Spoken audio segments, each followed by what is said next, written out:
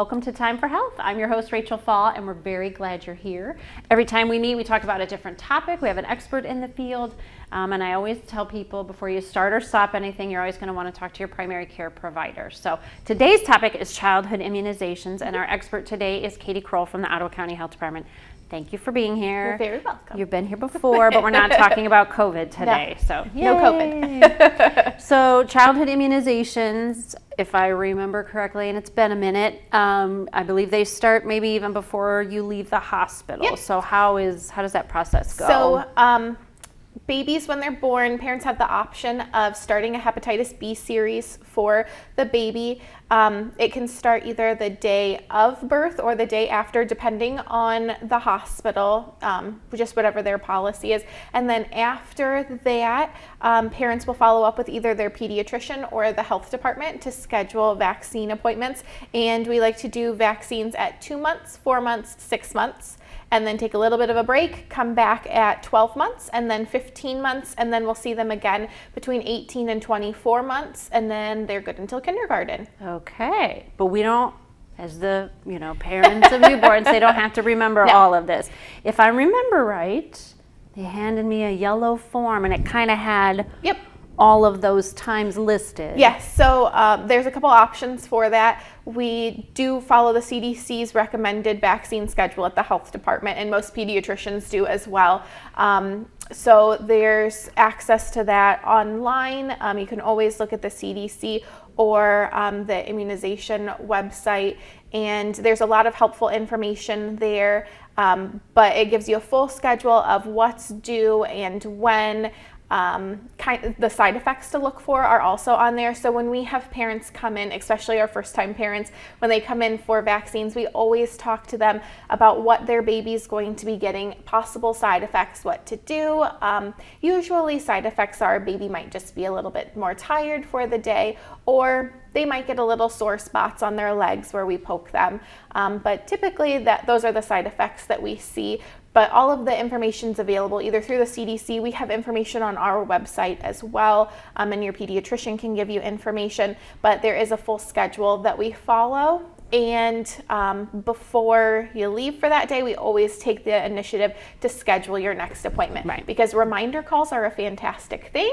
When you're in the moment, you just schedule it. Sometimes you forget to write it on the calendar, but that reminder call comes around, and it's great to remember that. But so there's a bunch right away. Yes. Okay. So we give a combination vaccine of polio, DTaP, and hepatitis B.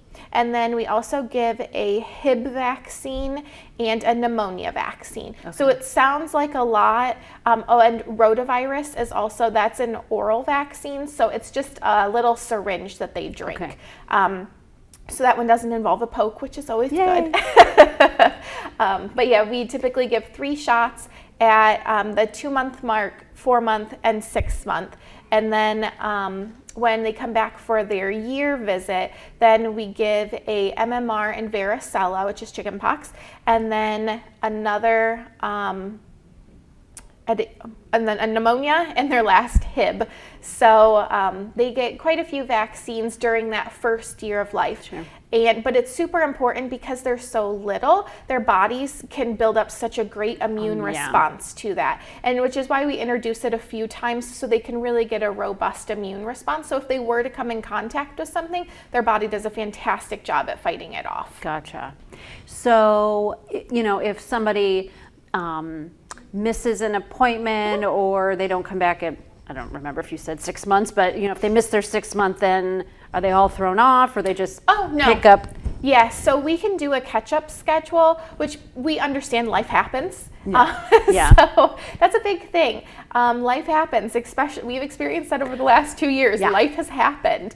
And so we are very flexible in what we can work with.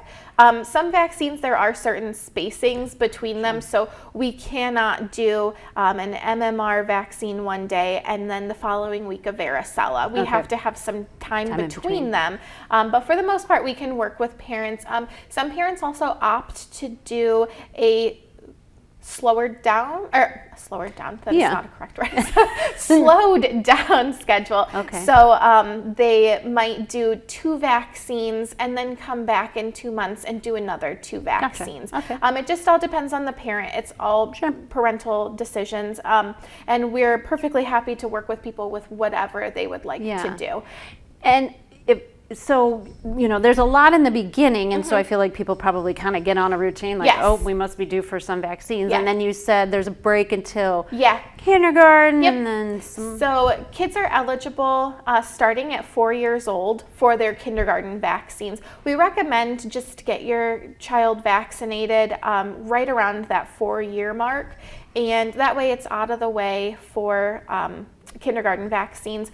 But again, they get such a good immune response the younger they are. So it's great to just get those vaccines in around that 4th birthday. Has to be after 4th birthday. Can't be before 4th birthday to qualify for the kindergarten vaccine requirements.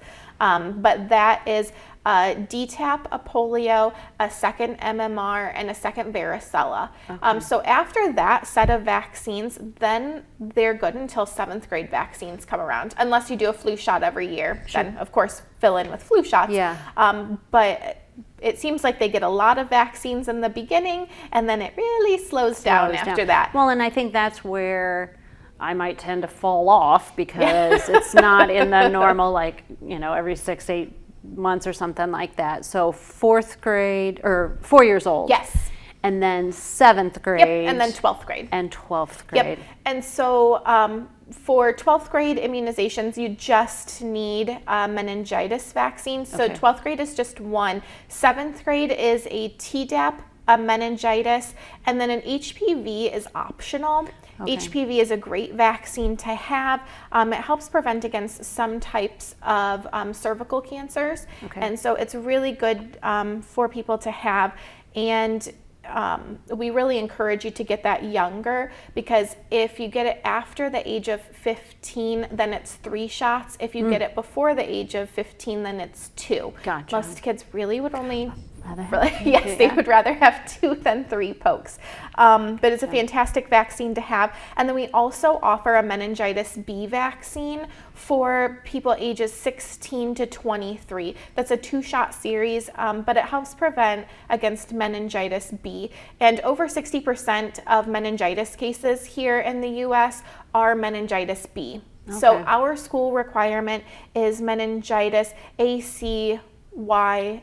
So there's 4 different serotypes in there, but the meningitis B is not in there. So, but the majority of cases are meningitis B. So it's really good to get vaccinated against that meningitis B. And that is optional, but we highly encourage it. So again, a conversation with your primary care provider, or looking some of these things up, and calling. Can they call the health department and ask questions? Exactly. And we have a lot of resources available for parents. We can give them extended answers if they would like.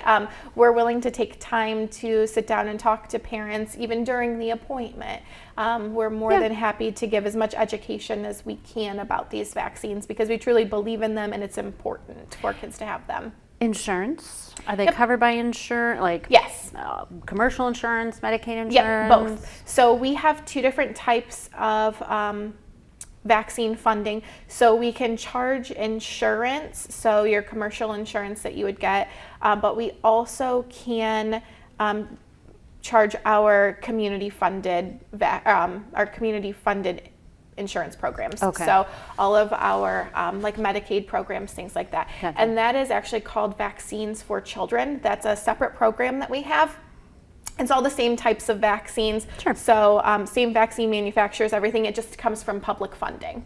And so all of the vaccines are available through that, and it's a really great option for parents. If you don't have insurance, we can also cover you under the Vaccines for Children's program, and that's for children under 18 or under 19, because we still have some 18-year-olds that are in high school. So children under the age of 19, and they have this vaccine available for them. and we can charge an administrative cost if they don't have, or an administrative fee if they don't have insurance. Okay. And it's a very minimal fee. And we can also work with parents as well if they're concerned about the cost of vaccines. Okay. We have funding available to assist them. And it's just very important for us to get people vaccinated against diseases that we can prevent. Yeah. So that's what we're in the business to do, and preventative medicine is very important. So we really want to get as many kids as we can vaccinated. We'll also follow up with people if they've missed an appointment. We will call you and we can reschedule that for you. We also have a program through the state where we can actually see which kids are missing vaccines, and we can reach out to the families and say, hey, we have a report that says that you missed this, this, and this vaccine. Can we schedule an appointment to get you get those vaccines in you? Because sometimes they're required for, they're required for different things. So if you fall off and life happens and that, it's better to take care of it, when you're doing a camp application or something and they need it and you're like, Yeah, so colleges require some different vaccines. Some of colleges require the meningitis B vaccine. Okay. And that's because meningitis can spread very quickly where people are living in very close quarters. So if we have large dormitories where a lot of people are living, one case of meningitis can spread very quickly. And so that's why it's important to get these vaccines in. And it's good to have a robust immune system and to have that immunity going into the situation as opposed to trying to catch up with that. So a lot when they're babies, 4 years old. Yep. 7th grade, 12th grade. Yes. Gotta. Or, I mean, everybody has a choice, but really need to do that. And then there's some other ones that are optional. Yes. So HPV and meningitis B are optional. Yep. Okay. And you're available for questions. Yes. I know primary care providers are available for questions. And I was going to say there's information online, but you got to be don't look up, I always say, don't look up Billy Bob's website for childhood immunizations. Yeah. It's best to look up where there's some, research done and stuff. And some pharmacies also offer vaccines for kiddos. It just depends on what age they are. Okay. Some pharmacies don't vaccinate under the age of 12 or 8. And that's just because they don't carry all of the vaccines that some of the little ones need. So it's always good to call ahead if you're planning on going to a pharmacy for 7th grade or 12th grade vaccines, just to make sure that they have the vaccine in stock. Yeah. Same with our, some of our family doctors also do vaccines, but not all of them. So just ask, and there's lots of options to get it taken care of. Yeah, but for the summer months, we actually add extra immunization clinics because we know that's a busy time for the health department and doing vaccines. We offer extended hours throughout the summer to better meet the needs of the community. We're also looking at Saturday options as well because we know that sometimes it's difficult for parents to take time off of work to get their kids to the health department to get vaccines. So it's important for us to meet the needs of the community. Very nice. Any last minute thoughts? Nope. We have lots of options available. And we'll put up your phone number and your website and stuff as we're talking here so people can reach out if they have questions, if they want to schedule or whatever. But we're very happy to be a resource for the community. That's what we're here for, and we're happy to help anybody that we can. And again, there's funding available for those that are concerned about the cost of vaccines, but most insurance plans do cover it. It's a lot less troublesome to pay for a vaccine than to manage that kind of an illness. Probably. And unfortunately, some illnesses that are preventable with vaccines have lifelong effects. So it's important that we take care of this and take those preventative measures to make sure that our kids are able to live the healthiest life that they can. Awesome. Thanks. Yeah. All right. So there you go. A little tutorial on childhood immunizations and what all is needed, and thankfully there are lots of resources out there with lists and where to go for it, and sounds like there's lots of options for scheduling and for insurance and payment and all that. So awesome. Thanks to the health department, and share this information with somebody or if it's useful for you, and until we meet again, I encourage you to make time for health.